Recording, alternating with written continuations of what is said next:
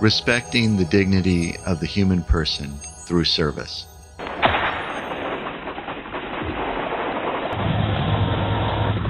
At the end of the Vietnam War in 1975, the late Archbishop Felixberto C. Flores called on then Father David I.A. Quirigua to assist with the resettlement of Vietnamese refugees.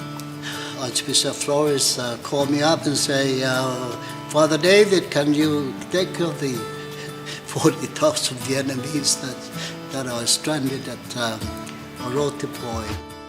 Around the same time, Department of Mental Health and Substance Abuse needed someone to provide service to persons who were dependent on drugs and alcohol. These events led to the formation in 1979 of what is commonly known as Catholic Social Service, or more officially, Catholic Charities of the Diocese of Agana. We set up a program for drug addicts, a temporary shelter. We call it ISA.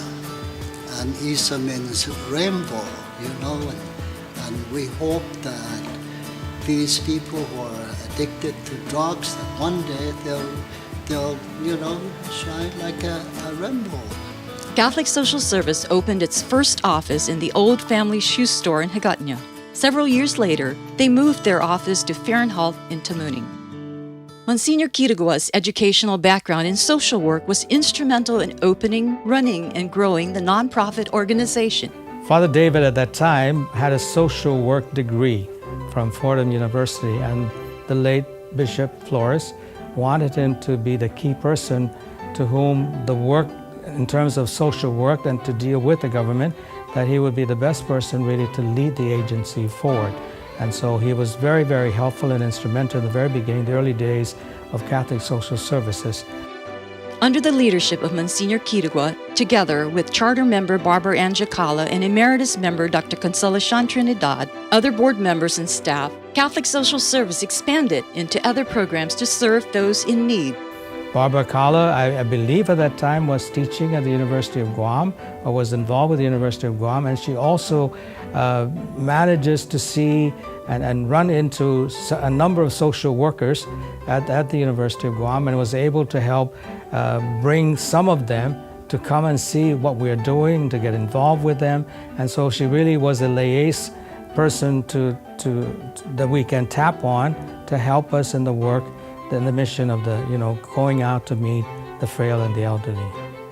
Barbara was basically very active in the organization as well as the community at large. She's actually a charter member that helped establish Catholic Social Services. It was my pleasure and privilege to work with Dr. Trinidad Consolacion. Dr. Trini was a pretty quiet woman, is a pretty quiet woman, but she provided a calm and reassuring presence on the board. Dr. Trini was always there to keep us calm and focused, and I want to thank her for her years of service. She's basically a very kind and giving person. She's always there for fundraising and activities with Catholic Social Service, and always encouraging the staff to do their job, and always commenting on how well they do in their work. Catholic Social Service's earliest board members carried out its mission and were dedicated to the belief that each human being is of infinite value and dignity. That's the mission of Christ himself, to not only to preach the gospel, but also to take care of the people. Many essential services were begun in the early days of Catholic Social Service and are still available today. In order to provide for the Manumkol of Guam, Catholic Social Service started case management, which provides casework services and is an important entry point for other services for the elderly. Catholic Social Services was meant to help the frail and the elderly because there was a growing need for it, and the population of the elderly also was growing. And the late Bishop Flores really wanted to see what the church can do to extend in helping the government, really, in helping the frail and the elderly. When the Good Shepherd Sisters arrived, they also helped part in the Catholic Social Services. the Sisters of Good Shepherd helped open the Alley Women's Shelter and later the Alley Children's Shelter. Both offer a safe place 24 hours a day for women and children who are suffering from abuse. Another service, the In-Home Services Program, provides much-needed care to the elderly who are frail and homebound. I really admire those in-home care where they go in there and they bathe the sick, elderly, and give the families an opportunity for them to relax, to go out, revitalize themselves, and then come home and again take care of the members of their own family. Although some programs have had to close over the years, they add to Catholic Social Services' rich history of providing much-needed support to many individuals and families in need. And that's why we are there to serve them, because we're doing God's work.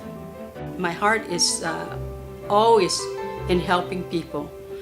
The major theme, if you will, is to uphold the dignity of the human person, and that's the mission, and that's the mission that we continue to carry forward. These employees are really very happy people. Many of them have been there for years and years and years. They could find a better paying job somewhere, I'm sure, but it's not the money. It's the spirit behind it. They're doing it for God, and thank God for them. The legacy of Monsignor Quitagua's work can be felt even today in all the work that is done by Catholic Social Services' current staff of 220 people. Monsignor David, being as genius as he is, actually did most of the work. He's one priest really that has walked the talk, and he's been one of those that contributed well to the island. His legacy continues with Catholic Social Service. After founding the organization and serving as the executive director for 11 years, the reins at Catholic Social Service were passed on by Monsignor Quitagua to Mrs. Cirilla Rapadas in 1990. Monsignor Quitagua is the pastor at San Juan Bautista Church in Ordet. He looks back on his time at Catholic Social Service with renewed spirit. At CSS that make my faith stronger. Yeah, there's so many instances when we did the impossible, and if my faith is strong now, I think it's because of CSS.